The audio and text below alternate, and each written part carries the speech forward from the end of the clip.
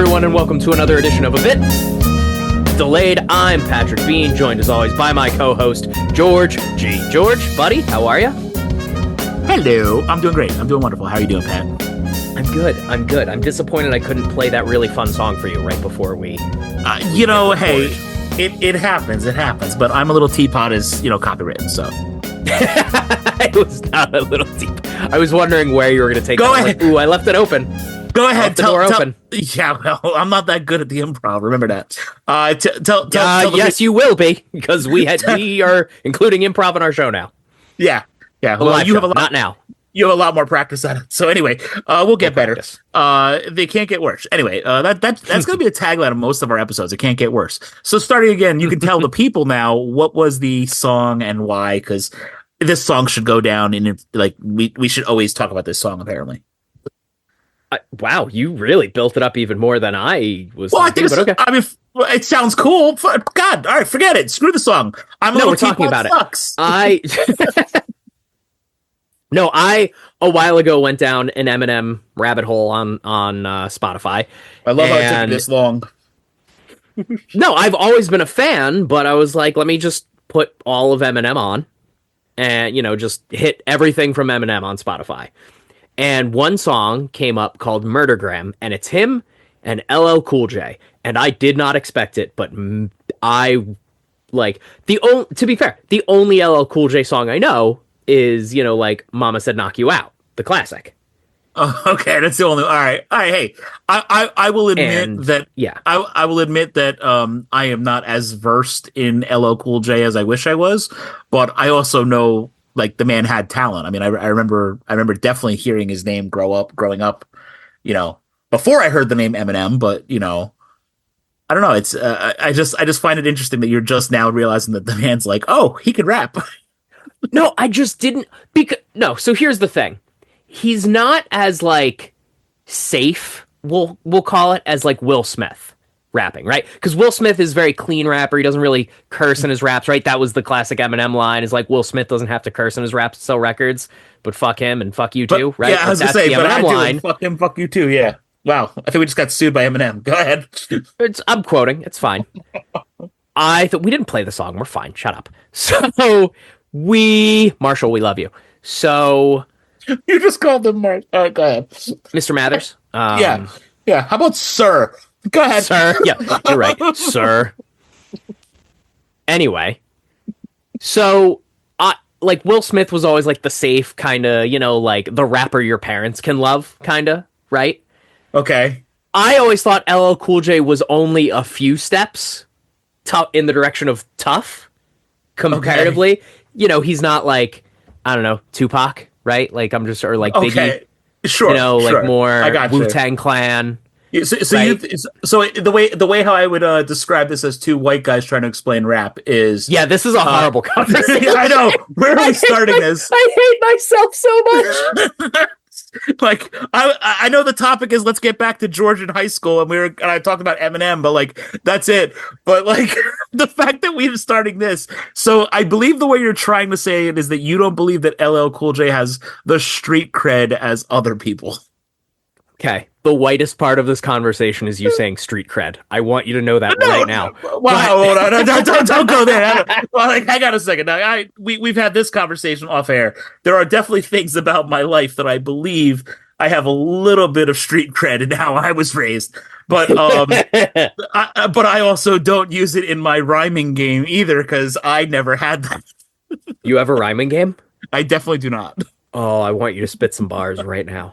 And yes, it's very white of me to say spit bars. I'll be honest on that one. So when you're in the military, there were times on the base where you would just hang out with different groups. So it was, if I was hanging out with the country group, I learned about country music. If I was hanging out with the gamers, I learned about the game they were playing. And yeah, I went to a few for lack of a better word, I'll just say hip hop clubs. I mean, one of the best experiences I ever had at a club in my life was at a very urban city area of what do you call it? Damn it, I can't remember the town name. South Carolina, Columbia, South Carolina, where I went to basic training at Fort Jackson. like I'm a 19-year-old white kid. We get to go celebrate, graduation, and I just go and hang out with these groups. And next thing I know, I'm like in these clubs that I'd never been in before. Mm-hmm. There were things about my life that I then started different things. But long story short, getting in wherever I'm going with this is there are different parts of my life that I've appreciated different music and agreed with different things. So it's just interesting to me to just hear that's where you're at with LL Cool J. I don't know. No, I've always been a fan of rap and hip hop and everything, but my point, what I'm getting at as we dig ourselves out of this random hole, is that I kind of underestimate LL Cool J a little bit. So I kind of thought he was more of a one-hit wonder, and I'm like, oh, no, there's so many other good songs. So now I have to go down that rabbit hole on Spotify and just listen to all of his albums, is what I'm saying. So for any LL Cool J fans that are listening, they can write their hate mail to Patrick Bean, and tell us why, LL Cool J is amazing, and maybe like that he went through a lot more shit than Patrick ever went through in his life. Oh, I'm sure he did, for God's sakes. So you can send that to us at abitdelayed@gmail.com. We would love to hear your stories. And, if you're listening to this on any of the streaming sites that we're on, you can also, of course, post things in the comments. We love reading those. Bro, that's just amazing. The fact that I'm watching your face just go like, where are we going with this? Like, I was about to hit stop recording right now because I was just like, we have to address the fact that we are two white guys who don't know much about rap or hip hop, and like we're just like, the street cred of LL Cool J. No, we're not calling his street cred into question. We were calling your street cred into question. Oh, my street. You're in the military. You got some cred, homie. I got into a lot of fights in school. Let's put it that way. Yes. Well, speaking of which, we were last week. We talked about me in high school doing shows. Yeah. So I figured let's turn the table. How the turntables have turned. This is when you were telling about when you were telling about this idea of this episode, the first thing I thought was, man, I don't think I really like gotten drunk on an episode yet. And I was thinking about cracking open a beverage because some of the stories from high school and growing up, it's kind of like, oh shit, that's right, I do magic for a living. Yeah. There's a reason. But let's, as we were also talking about beforehand, let's learn the lore that is George G. His early days of magic are just, first few performances, his high school performing career. We talked about how I started in high school, so let's hear about George doing the same. All right, take it away, George. Oh, first of all, it's like, oh, great. I'm so great when I want to talk about myself. You should ask questions, but regardless, we're not great at interviews either. So, no, I will say we're great at interviews. You just I will say this. Stories that you don't know yet. My first time ever on stage was not for magic. And I don't mean like, the kids, school plays or whatever. You were at tree number 3. Well, I mean, I definitely had those moments too. I mean, I can remember a lot of things from elementary school. I can actually remember one time where I was like the lead. But that, lead man. No, I'm getting to a point prior to that. When my family, my father left us, and my mom and my sister, we moved in with my mom's parents. So a lot of how I grew up was raised on stuff that was older than even what people's parents were going through. So, like, for example, I'll use the example of my mother. My mother really enjoyed Frankie Valli and the Four Seasons. So, like, that era from when she grew up. But I now was having references when I was in elementary school, and I would have references from my grandparents about like watching the Lawrence Welk show and like the reruns of I wanted to say Johnny Carson, but before him, oh my God, what's his name? The really big shoe, the Elvis, the Beatles debuted on them. Ed Sullivan Show. Ed Sullivan Show. Sorry, I'll get there eventually. I love how people were probably yelling at us. Ed Sullivan, you moron. So I grew up on like so many older references that like it wasn't easy for me to fit in a lot as a kid. Yeah. My grandfather worked in the parks department of Woodbridge Township in New Jersey, and one of the things he did, this is after he retired, he worked for the Parks Department. There was a really big stage that they would host concerts at. Mm-hmm. And I don't know how old I was, but I know it was before I got involved in magic. And long story short is my grandfather got me the spot of opening for whatever band was on the concert. And I got up there as a kid and like in front of probably like 400 or 500 people all sitting on the grass. And I was like singing like patriotic songs like Euro Grand Old Flag and Yankee Doodle Dandy and stuff like. Oh, wow. Yeah. So that was my first exposure to being on stage, not magic at all. Right. Just being a cute little kid singing songs. Yeah, and I'm sure, of course, as a kid, people are like, that was so great. And I'm like, I don't have a singing voice. What are you like about? So I always just laugh about like, when people talk about, things I've done in magic or things I've done on stage, I have to remind myself that I started off as a singer and I had a failed career at being a singer. They say, I want to get your take on this, George. They say there's a saying in I can't speak, that comedians are just people who wanted to be rock stars but can't sing, or wanted to be lead singers but can't sing. Do you feel the same is true of magicians? Like that it was one of those things, like if you just had natural music ability, you wouldn't be doing magic, you would be trying to be a rock star. No. Or some of your peers, most of your peers. At least for me, I do believe there are a lot of theater kids that ended up finding magic, as magic was part of what they learned, and now they have some acting ability as well. Believe it or not, there is a big popularity in one of your worlds, the improv world. I know a lot of magicians that do improv because improv is a great skill for a magician to have. As I was just talking about how horrible I am at it, it is actually a decent skill that magicians have. But for the singing nature, for me, I knew that wasn't for me. Even I enjoy doing like things like karaoke, but I am not a singer on stage. I don't ever want to be a singer on stage. It's not for me. Even when I was doing, things with different acting, I always enjoyed doing plays, not musicals. I was never, the musical type. Keeping a tempo, or even knowing what is it, your vocal range. Like every time I was in a musical in college, it was just kind of like, I don't know, I think I'm baritone. So it's like, and like we've had some of the same professors, but like the music person that would be playing like the piano, they're just like, oh god, another one I got to work with. And then like next year she'd be like, oh god, he still doesn't remember what he's doing. I'm like, yeah, I can't sing. I can act barely. Like I can't sing. Right.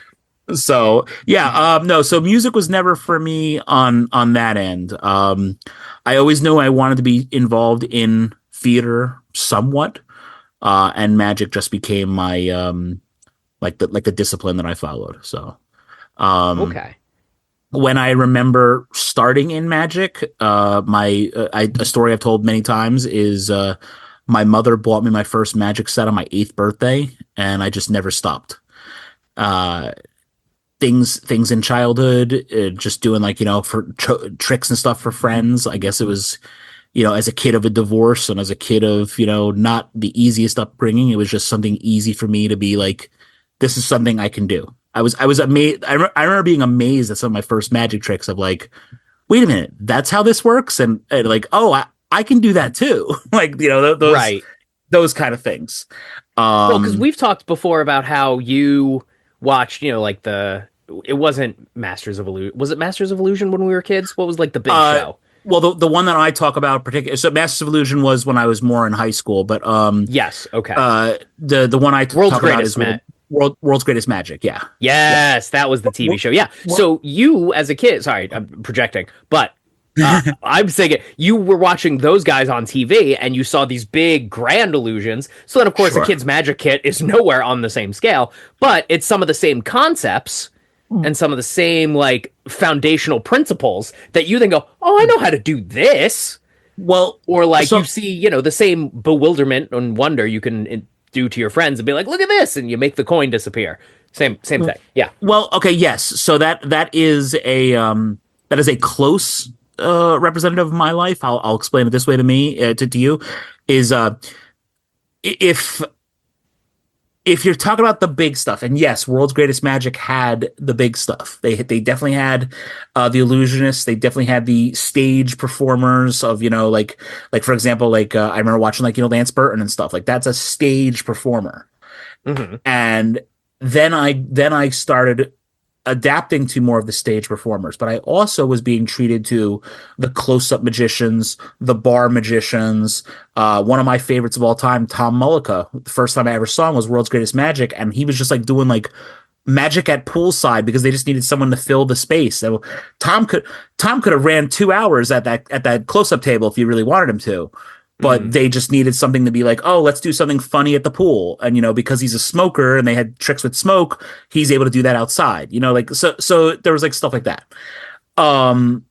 Where I was getting at with the bigger stuff is that I also grew up at the time of the David Copperfield and Lance Burton specials. So those were two that were like, yes, this is big stuff. World's Greatest Magic, there was some of that smaller stuff of like, you know, just for example, you use the example of a coin disappearing.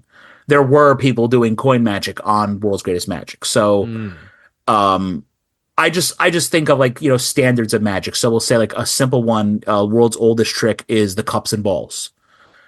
Even though I was not doing it with the skill of what the people on TV were doing it, I remember watching the very basic cups and balls thing in my first Magic kit and going, that's all it is, you know, and without giving away any secrets, but like there's so much more than what they teach you in those booklets. It's a really nice basic starter idea.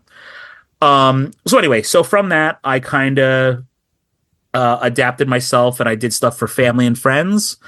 And then when I was 14, we moved schools, and I know I've told this on here before, but long story short is while impressing at my new high school, the activities list was shown to me, and they told me, hey, we want you to pick like an after school activity. And I remember looking at the list, and just like 3/4 of the way down the list, I went, what's Magic Club? And it ended up being that there was a math teacher who was a professional magician, and for the last like 19 years had this Magic Club after school. And as long as you were a member of this high school, you could basically just go and learn magic tricks. You had to, you know, be voted in like a magic society. So you had to like, you know, go to the library, learn a magic trick in one of the books, and then like come back and present it for the other student magicians. Now, it was very rare that we didn't allow someone in, but like it was just that you have to perform something to know you have an interest in learning this. Like kind of testing your commitment of like, yeah, we want to see that you have the initiative, you know, where, like, yes, obviously we're going to teach you things, but we want to know that you also have the initiative and like you can figure things out as well. And you're not just going to have us hold your hand the whole time. Exactly. And actually, as a matter of fact, I won't tell how to do it, of course, but no, we don't want the magic assassins to come for you for revealing the tricks. Well, it's also that's why the masked magician wore a mask. Go on. We all know who he is. Anyway. He did unmask himself. That's defeated the whole purpose of the mask. Oh my God. Are we really going to talk about Masked Magician every time we talk about magic? Not right now. Not this time. I'm sorry. God. No, I will only bring up the magic assassins because I don't want them to come for you. I know not to reveal any magic trick. Trust me. Right. Because the magic ninjas will come for you. What I'm getting at is one of the men who became one of my first two mentors. The first one of them was that magic teacher that I said, the math teacher. His name was John Mitsopoulos, and or is John Mitsopoulos? He's still around. What am I saying? Was okay? Was. that sounded weird, but yeah, John Mitsopoulos. I still talk to him every now and then. And a neighbor of mine who ended up being a close-up magician and magic producer. Joe Hernandez. Now, Joe, all these years, you know, or I should say all these years later, but like as I started to learn more about magic, you know, you're talking about the World's Greatest Magic, for example, as well as Joe is the one who basically taught me. I found the trick in a book, and I said, this is what I'm trying to learn. This is what I'd like to do as my quote audition piece for joining this magic group. Yes, I was going to ask about that. Okay. Yeah. So long story short is that the trick I ended up doing was something known as the floating salt shaker. And there's a thing you have to do to train your body to learn how to do it. I'll just say that. So that was created. When the salt floats up, your blood pressure also floats up. Go on. Long story short is there is a famous magic book that you can get in most libraries. And one of the authors of that book is a man by the name of George Schindler. I think it's like Magic Made Easy, if I remember it. But he does it actually on the cover of the book. He's doing this floating salt shaker trick. And I remember Joe teaching me how to do it and learning how to do it and reading this book and doing all the pre-work that goes into it. And I ended up getting into the organization. The kids actually who, the other students who vote you in, remember being like, damn, like that was a good trick. I don't know how he did this. And I remember, like, when you're fooling, I'm a freshman. I'm fooling these seniors that have been doing it for 3 years. Mm-hmm. It felt cool. The neat thing about Joe, where I was getting at this, is not only was Joe friends with George Schindler, who wrote the book, and introduced me to him many, many times, and now George is the dean of the Society of American Magicians. So I work with him on stuff like Society of American Magicians related. So like. It's really cool, like all these things from my childhood actually mean something. Joe himself, being a producer, Joe was involved in the production team of several of the world's greatest magic specials. So like, oh, wow. Me as a kid in elementary and middle school learning magic, a few years later moved to a different town. Joe lives 6 houses away from me and he ends up becoming one of my mentors. He would produce some of the segments you saw on World's Greatest Magic. And I'm just like, not realizing how small of a community it is, I was very lucky in that sense. So anyway, so from there, I ended up doing, local shows, talent shows, different things, picking up a couple, I remember like my first birthday party, performing for money. And I was like 14 or 15 years old. And I was like amazed. And I was like amazed that I got like $100, like that kind of thing. Well, when you're 14, $100 is a good chunk of money. Yeah, exactly. I mean, well, back then, maybe. Back in our day, yeah. What is that? 8 or 9 CDs? We were rich. Yeah, that's true, right? So, hang on. You gotta go back to Sam Goody at that time. Or FYE. That was before Sam Goody, or I remember The Wall. The Wall was in Menlo Park Mall. Anyway, go ahead. Yeah. I was going to ask, how big was this magic club? Because I'm thinking, like, we had a chess club in my high school, and there were not a lot of members. And chess, somehow I feel like more approachable than magic. Yeah. So more appealing to some people. I will say this, I don't know how big it was at its largest. When I came into the club as a freshman that would have been 98. 1998 for the people that are realizing we're old. What? Old? No. So when I came into that club in 1998, the students that were all seniors, that was like they had already built up the group of that couple years.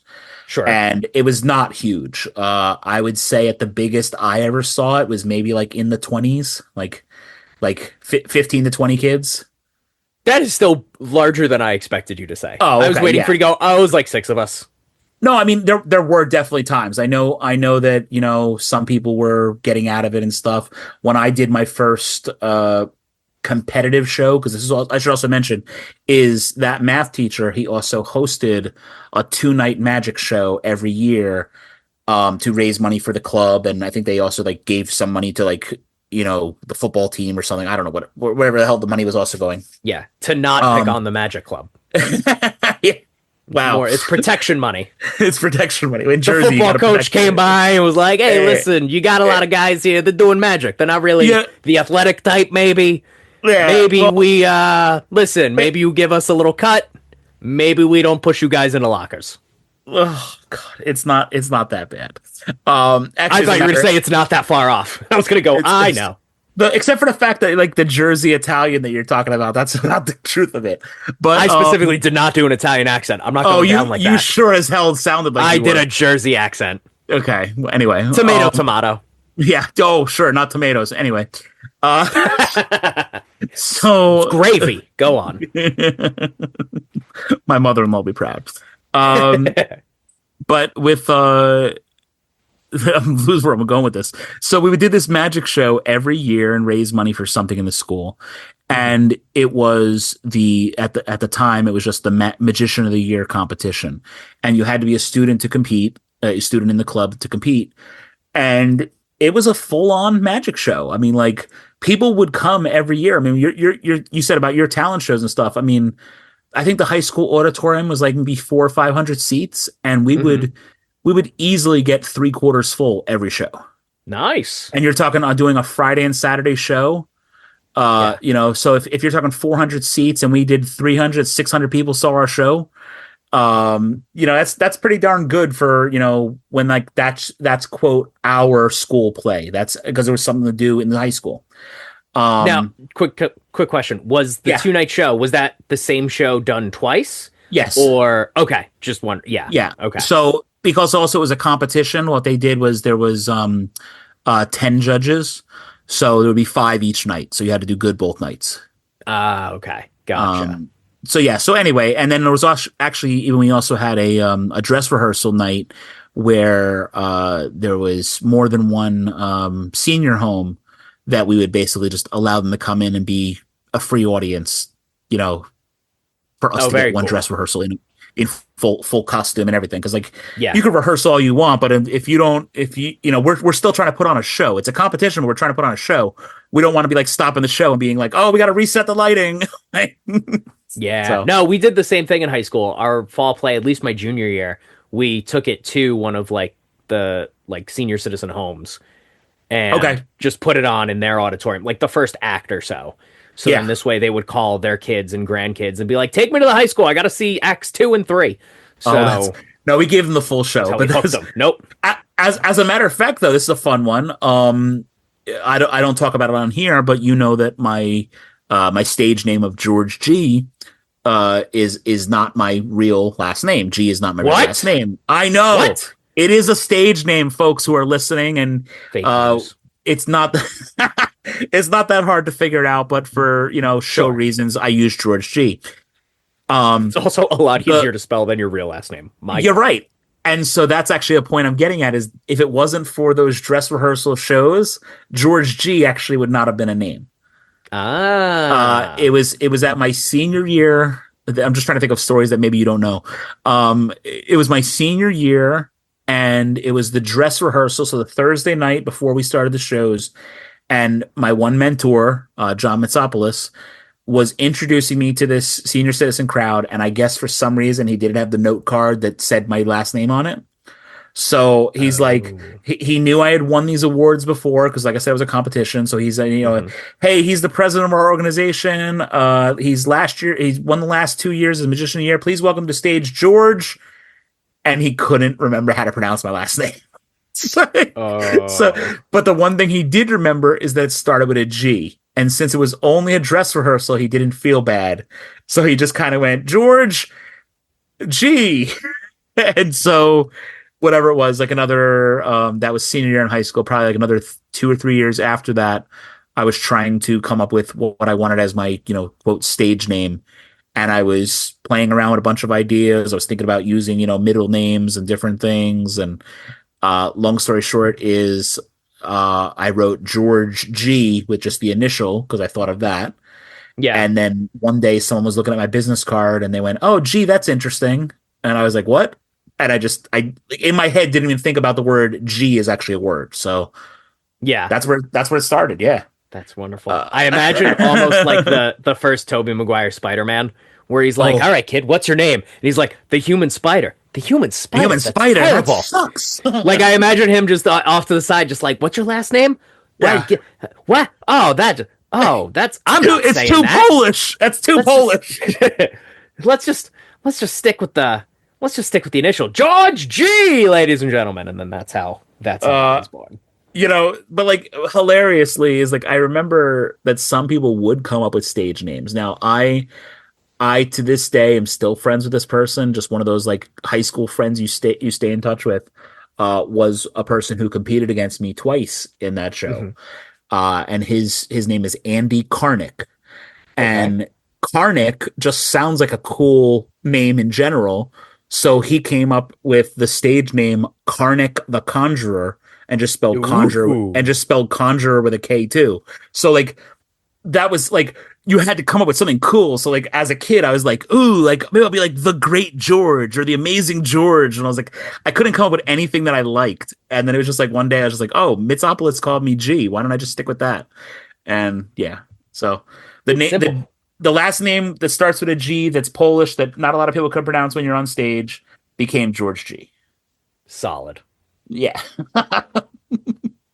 Let me think now. Yeah, so then like I said, the high school magic show, that was a lot of things, a couple talent shows, started doing shows on my own for, pay. And then, also did that throughout college, the freshman year in college. And then, I joined the military. So I got out of, this is now 2 years after 9/11, and I just felt that it was what I wanted to do with my life. So I joined the military. Right, and, which is very noble, very brave of you. Thank you. But I want to go back to high school. Oh, I was going to say is that I still performed in the military is what I was getting at. So I don't know where you want to go with this. Go ahead. What's about high school? I wanted to focus more on the origins and the high school time. Well, I think that being a professional magician for under 4 years when I was in the military is still a pretty cool thing. So yeah, and I'm not saying we're not going to talk about it, but real quick, I want to hear. I have one question about this Magic Club. I'm so worried where we're going with this. No, I'm not going to pick on you. No, as an upperclassman, especially because I feel like that's when you probably moved into a role where maybe not that your vote counted more as to who could go in or not, but maybe you had a little more sway in the Magic Club where maybe others would look to you and be like, oh, George knows what he's talking about. I'm going to take more of his insight. Do you remember, was there anyone who tried to join the Magic Club and you just like they did their presentation, they did their trick, and you went, "Oh, this person just doesn't get it"? And then did you either make them a really good magician, or was it like, they're just this isn't the time? They need to kind of figure themselves out a little more. Which it's high school, everyone needed to figure themselves out. All right, so you don't have to name names, of course. No. There is one that I will name, and I mean, I don't think I love it. I don't think he would mind, but and you'll understand where I'm going this in the first place. Again, I think I mentioned that very rarely did we not allow someone to join. It wasn't an exclusive club. It was more like to do something. There are organizations in Magic where you have to be of a certain caliber that yes, the audition counts. Mm-hmm. For example, there's a group in London known as the Magic Circle. When you try to perform at the Magic Circle to become a full-fledged member, you have to audition in front of magicians. And like you have to do like a 10-minute piece. I mean, like, it's not the easiest thing for certain people. So anyway, this was not that. This was a high school club that was, pretty much if you showed interest, we were going to work with you. Right. What I will say is you mentioned about like, oh, I'm the senior like upperclassman with like, I guess like clout or whatever. Even not like you didn't even have to be like the president of the club, but just you're an upperclassman. Maybe like the freshmen and sophomores who are in the club already look and go like, George knows what he's talking about. I want to, Well, so here's you have a little more influence than others, maybe. Here's the downside of that. I started with that organization. It was so it was called Magic Showcase. So that was Magic Showcase 19 in 99. Mm-hmm. 90, whatever. Regardless, somewhere around there. When I guess it was 20 or whatever. Fuck, I can't remember things. Long story short, what I do remember is my senior year was Magic Showcase 25. Okay. Now, remember that this is all because of a math teacher who is the advisor to the club. Yes. 25 years of being a teacher is a long damn time. And he didn't start when he started the Magic Club. I mean, like he had been at this school for all these years. So this teacher was retiring. Mm-hmm. There was not going to be another Magic Club beyond many more years. Oh, okay. You'd have to find another advisor that's going to be okay with, coming into the high school once a year. So it was kind of like his baby. With that being said, is that I believe, and I don't know for sure, but when I'm sure we'll have him on here eventually. When Mitsopoulos retired, which I guess would have been my junior year. He came back to run the club for one more year, like essentially for the kids that were my senior year. We wanted to give us one more show, and I believe that I was a big part of it. I believe that hey, don't take this away from George. Like this means a lot to him and the people that this has been built up for. I wasn't the only one, but it definitely felt like that. Even so much that like when we had the going away 25th show, it was like, celebrating a quarter century of Magic here at the school. And like, it was kind of like a thank you, John Mitsopoulos, for all you've done. And like all the, videos throughout the years. It was really a cool thing. He actually came back like 2 more years after that and also did like smaller shows as fundraisers, but it wasn't the club anymore. It was just like him and other pro magicians. Sure.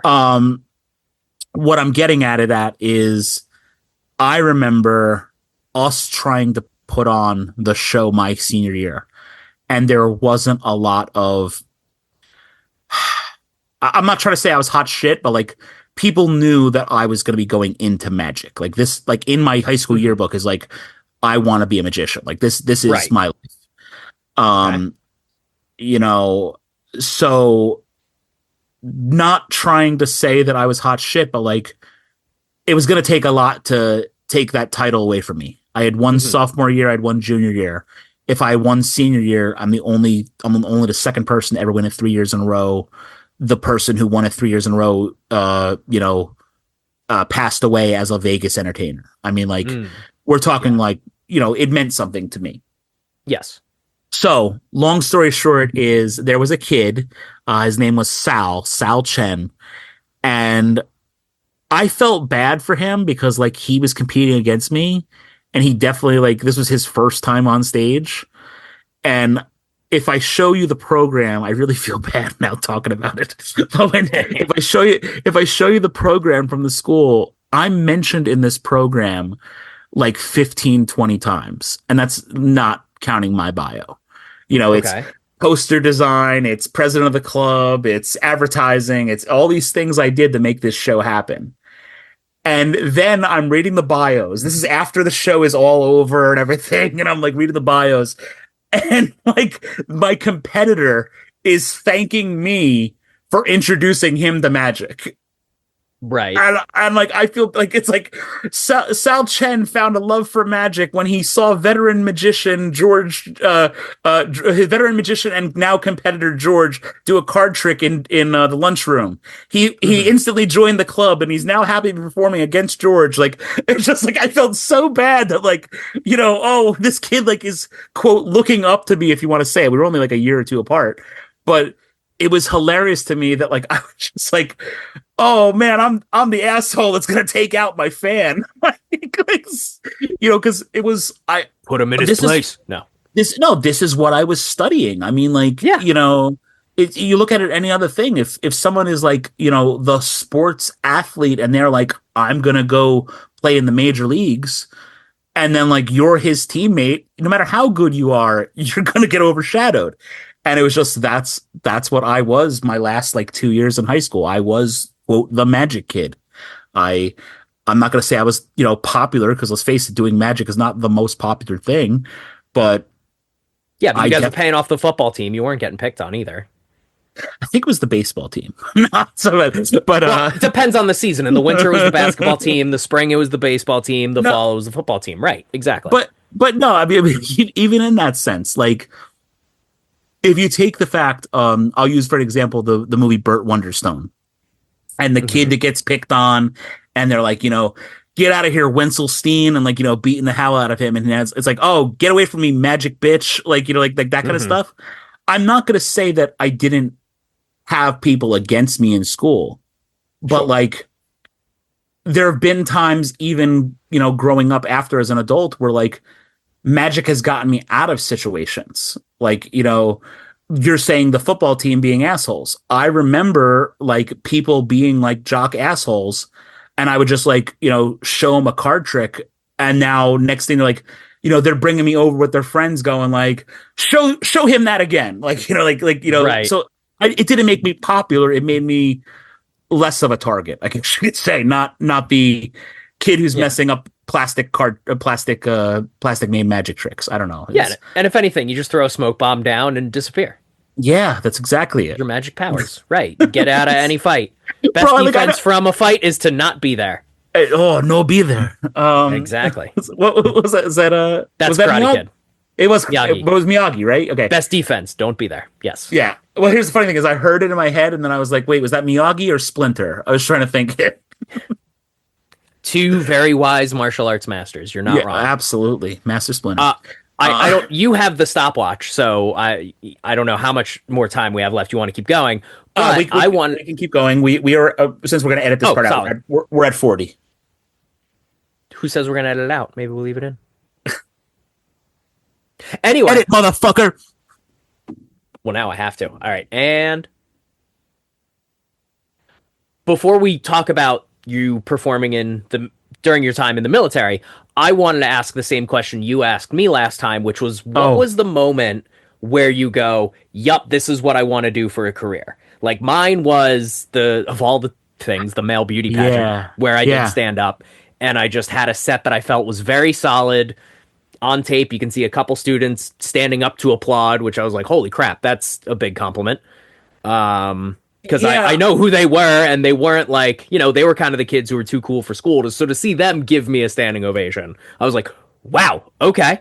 So that was the moment where it clicked for me of, this is what I want to do with the rest of my life. What was that for you where you're like, oh, I have to do magic forever. I can never not do this.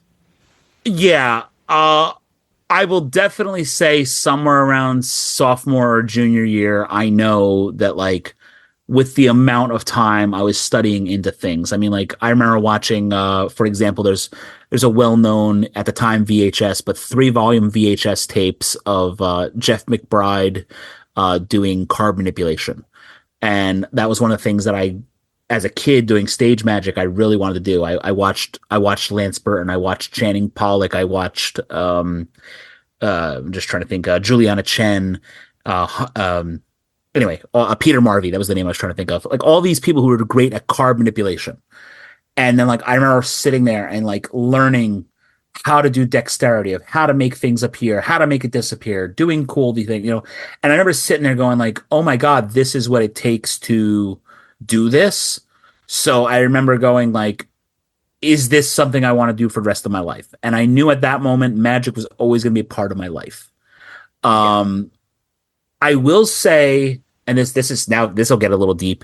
As I mentioned earlier, my father, well, for lack of a better story, my mom told him to get out when I was 3, and she had her reasons.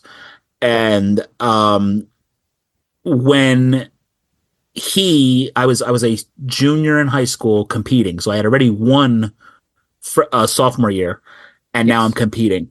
And he came to night 1 of my magic show. Wow. And I remember like he had passed away a couple years after. It was the only time other than like doing card tricks for friends at a bar or whatever that he got to see me do a full stage show. Mm-hmm. And I remember like having conversations with him over the phone because he wasn't around. But like, I remember having conversations and going like, this is what I want to do. So as a sophomore or junior, having those conversations, and my mom like getting on the phone and being like, no, he's pretty serious. Like this seems like this is legitimate, of he could try this if he wants to. Yeah. And my father was like, okay. And he came up and he saw it. And like, even though it wasn't about his approval, I think the fact of like the one time of him seeing me and like him watching and going like, damn, that was actually pretty good. Like, I have no idea how you did that. Like, and like, it's a full, like I was doing a full, like 14-minute, probably like 12-minute stage piece, and as a stage performer, like you got to make it all link from one thing to the next, just like how you think about like your callbacks as a comedian. Like I have to make this act flow. And the fact is that I'm doing this as a teenager and excelling at it and winning awards. So I think that definitely is one of those times of like, I didn't need his approval, but it was just like, holy crap, my father thinks I'm good at this. So like, right. Yeah. I think that's definitely one of them. even back in the town that I grew up in, not like they were bullies, but like kids that from the neighborhood that you didn't really get along with too well, and like they came to see me perform my senior year. Like they drove the 30 minutes from Woodbridge to Hillsborough to come see my show and were like cheering for me. And I'm like, you guys were assholes to me, less than 5 years ago. So right. I guess like those moments just, mean something. And I knew that it was something for me. I mean, even kids who never saw me perform, I remember walking through high school and someone being like, "Hey, are you Magic George?" And I'd be like, "Yeah, like I heard you're good at card tricks. Can you show me something?" And I'm just like, I mean, it became a thing where at some points I was kind of like, "Yeah, I'm walking to class. Like, I'm sorry." Like, yeah, like I can't just put my backpack down and start. Yeah. No one says, "Hey, you're a comedian, Patrick. Tell me a joke right now." Yeah, I mean, maybe they do. Maybe they do. Only when we had a substitute in class, and they'd be like, "Pat, do you stand up?" Or like someone would raise their hand. Like if we were just doing busy work in the class and it was kind of like, "All right, you guys can just talk lightly among yourselves. You're done with the work or whatever." One student would raise their hand and be like, Mr. Substitute, Miss Substitute, Patrick over there is a stand-up comedian. Can he do some joke?" Like what? That did happen one time, and I hate it. That's awesome. That's a cool experience. I never heard that one. See, I like a compliment. Yeah, it was like right around the time of the talent show, which is, if you remember, that was the time I like bombed. Yeah. And so I was like, "Oh, I don't know if I want to do this material, but okay." And it went well, but it was just like, oh, like I was very nervous for that. You mentioned something on the last episode about you with the what is it, the talent show, the male pageant, the Mr. Jackson Memorial High School. Yes. Thank you.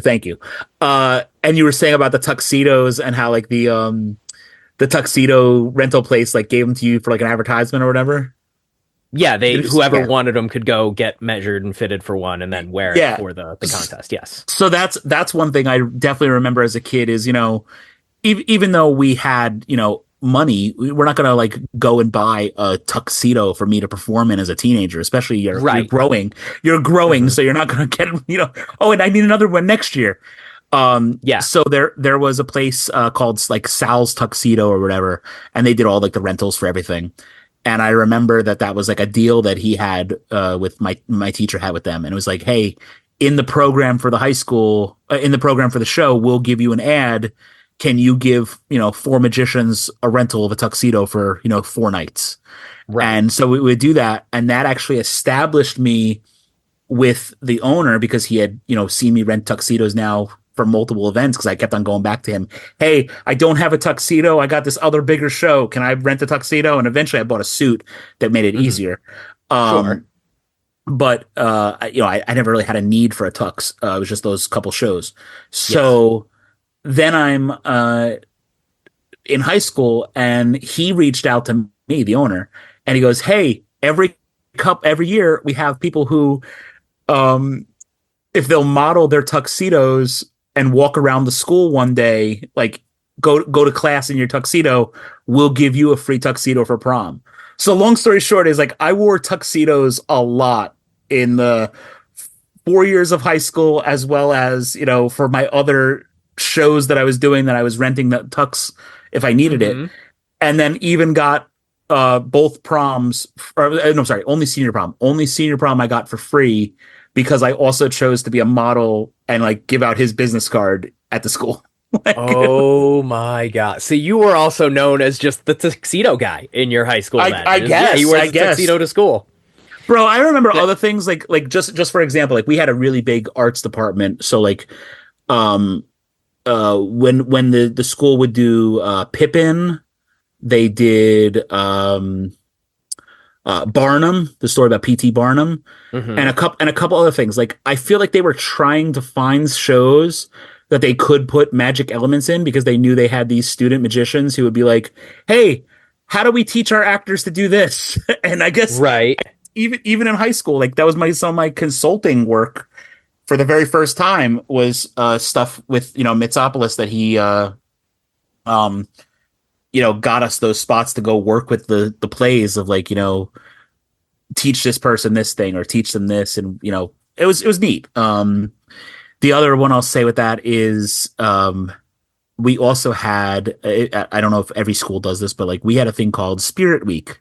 So most schools have that, yeah. But like where the classes compete against each other. So like the freshmen versus the juniors versus the seniors versus the sophomore. Some do that, yeah. Not everyone does the competition, but as far as I know, every school does a Spirit Week. Okay, just making sure. But ours was every class had a color, and like you had like, I mean, it became a thing like where like, you had to decorate up all the hallways as like, okay, this is the senior hallway. So the seniors are red, and like all red, and the freshmen are yellow. So the freshmen have all whatever.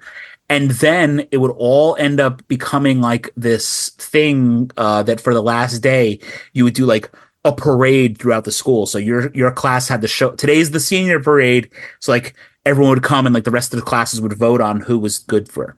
So I remember there was this one kid, I forget his last name, but his name was John. And John was the Michael Jackson impersonator. Like he knew how to dance like Michael Jackson and all that stuff. Yeah. And he saw me in a magic show do a thing where it's known as, an appearing cane. So like I had a silk and it would turn into a cane, and then now it's a walking stick. He saw me do this and he's like, bro, you need to teach me that. And I mean, like I remember like people coming up to me going like, I want to use this in the element that I'm doing this thing for. So like John, every year, no matter what our theme was as a class, he was Michael Jackson. And like from like the last 2 years, he was Michael Jackson with my appearing cane because it just looked cool. Right. It's just like stupid things like that. I don't know. Like that. I always knew I was going to be the magic kid. I don't know. Yeah. Okay.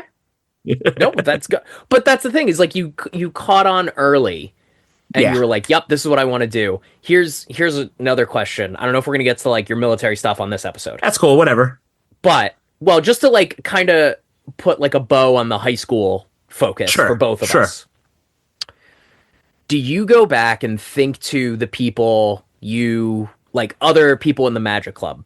We'll say for you, and for me more like the drama club, because there weren't really like other stand-up comedians or aspiring stand-ups in my high school class, where you look back and you're like, wow, they're so talented, they're good, but then they don't want to do this for a living or like really see this beyond, where you're just like, no, but you're so good. Like you could actually make it in that field. Like I think of a few people who were really talented. Like, they could sing, they could dance, they could act. And they're just like, no, I'm thinking I'm just going to go be an accountant, which like, great. That's financially secure. But like, it's like, you don't want to do this. You're so good at it. Why don't you want to do it? And you almost get like upset that it's like, but you're so good. Don't waste the talent. But life just, they want to go in a different direction and that's fine. But you just get to be like, but you're so good. Like you have that from your friends from the Magic Club. So I will say, unfortunately, from my time period, no one kept with it as long as I have. The people that I have that are friends from back then that are still involved in magic are like every year we would have a professional magician as well as the teacher also perform as a highlight, so we'd have one act special. And like, for example, like one of the illusionists in New Jersey, his name is John Bundy, or the performing team of John Bundy and Morgan. They would let us rent some of their illusions so we could also do the bigger pieces. So like to this day, I still consider John a friend, but John is a well-known name in, the magician illusion area, illusion topic in magic. So like a lot of the people I know of that became something, I knew as because they were already the pros who were doing the show with us. For the kids, there definitely was a few people that were those seniors when I was a freshman that I remember like, oh, they're going to this college, and being like, for example, the kid that won, he was a senior, so he won his senior year, and he had also won his junior year. So he won junior and senior. His senior was my freshman. And I remember him like being like, hey, I'm going to college. Where are you going? I'm going to Cornell. And I'm like, you're studying magic at Cornell? And he's like, no, I'm studying like business. And I'm like, oh yeah. Why are you not doing magic? Like, because in my head, I'm going, I'm going to do magic. Like, it's, stupid. Right. I do remember this one guy, Mike. he was very talented as a comedic performer. His style of magic was like he learned how to juggle, so he was like this like off the wall, funniness. But like even that was a character of him just being like one of the theater kids. I know that he like did a couple things in college of like trying to still do magic and like probably like the improv route and stuff like that. But yeah, a few people would come back and forth. I know of one person from like the 70s of the club that, when I obviously wasn't even born yet, they had a small career in doing magic. I did mention that one magician from the 80s who was the only other person that won 3 years in a row. He actually had a legitimate career, but most people just, it was their quote hobby in high school. I still have a few friends that I reach out to. My buddy Andy could probably do a couple tricks if he wanted to. He did a couple paid shows as like a senior in high school as well as like freshman in college, but college takes it out of you. I guess you found adulthood. I still play for a living. Right. Yeah. But no, like, because that just boggles my mind, because I think back to like so I went to high school with people who have gone on to do like there was a guy I went to high school with named Brandon who he now does like off-Broadway productions, and he's a working actor in New York. Oh, sweet. Yeah. There's my friend Justin, who you've met from the improv troupe. He's a working actor. He's done a number of features and short films and all this, and he's a full-time working actor. But then like, for example, go back to my friend Brandon, his older sister Ashley was also a very talented actress and singer, but like she went more like a business route, and I'm like, oh, but you were so good. Like, what? Yeah. Okay, if that's what you want to do. Well, or like, some of the other people from my class where it's like, wait, you're gonna just study journalism and you're just gonna write. You're not gonna be even like the newscaster. You're gonna, which but it just but that's the thing is like you and I had so much fun in these art forms where we're like, why would you want to do something else? Like, you can make money in these fields. It's a roundabout way of doing it, but you can do this full time. And then they're all just like, nah, I'm gonna go do this. I'm gonna go work on cars. I'm gonna go do this. I'm gonna. Yeah, I know of a lot of people in my 4 years of high school that like, went on to be like, semi-professional actors and stuff. But yeah, magic's just one of those things. I mean, it's, first of all, I'm very practical when I realize that, on the grand scheme of entertainment, magic is not at that higher echelon. I mean, even now with comedy, people are making full on careers comedy just starting out. And I shouldn't say just starting out, but you know what I mean? Like the fact that someone who's in the business for less than 2 years can be like headlining normal comedy clubs, having a road route and stuff like that to me is just amazing for comedy as it's hit a resurgence. Magic has always been there, and yes, people do find magic as a career. I just think that I was very fortunate in finding it in a high school, as this was a possible, not part of the curriculum, but this is a possibility that so many people were given this as an option of, you can hang out with this well-known local magician and learn these things, and people just didn't take it up because they had whatever, their passions in life were. And just like I said, you're going to have that, one standout star athlete who ends up becoming and having a career at this. Even if they play in the minor leagues, it's still a career, so that's kind of where I am, is I have a career in something I've been doing since I was a kid. It could always get better. As we've talked about, we're a bit delayed. I mean, like, it's obvious right. So I don't know. I could definitely say that for me, I mean, these are names that you would never, like, no one would ever know because they just weren't, quote, famous. But yeah, there was definitely a few kids that I could definitely say, oh, they could have or should have been something. But hey, they made their own decisions. I mean, actually, I'll give you one. There was this one kid, Brian. As I said, me and that one other magician tying the record, the 3 times in a row.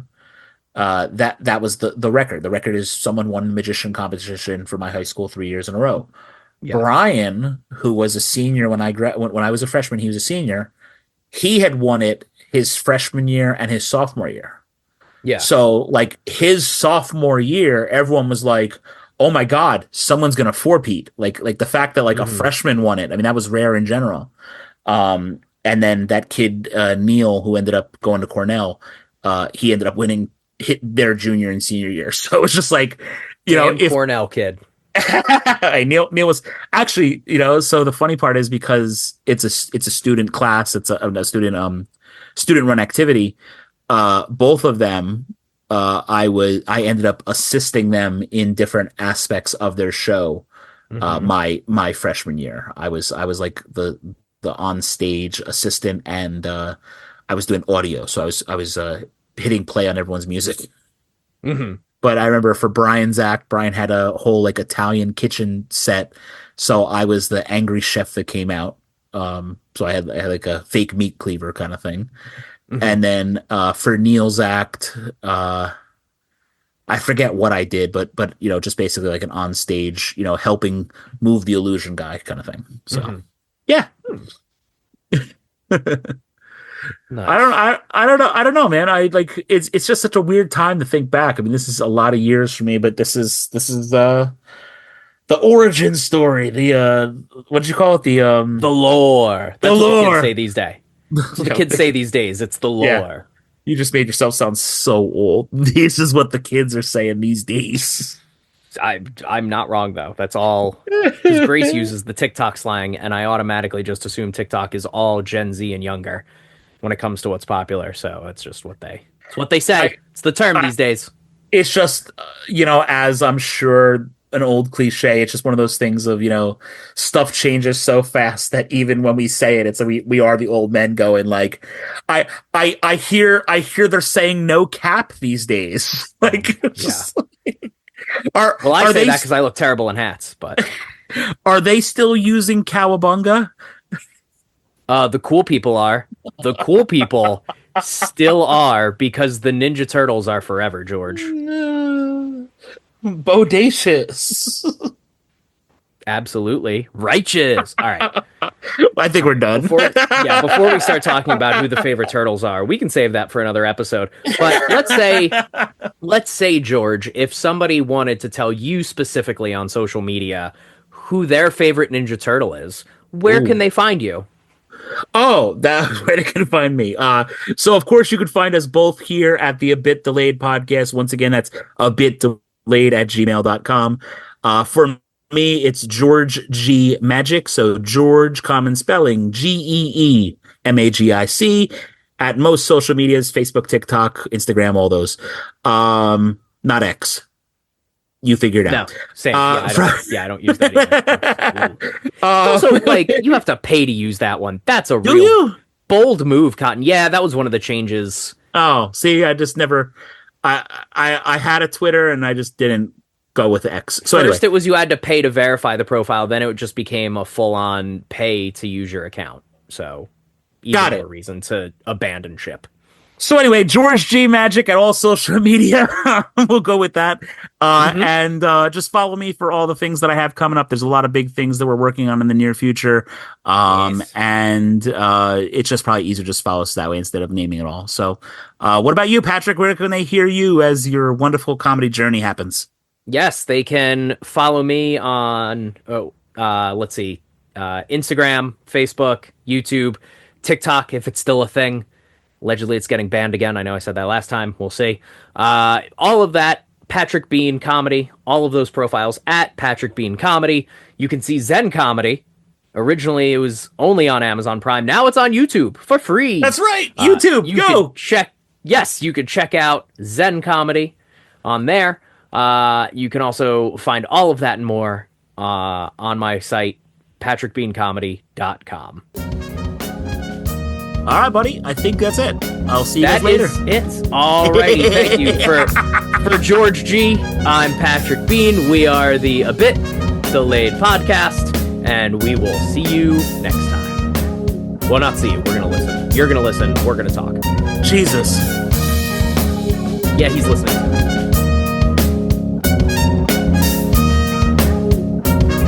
Thank you for listening. Theme song by Tash Nilsson. Check out all his great music on Spotify.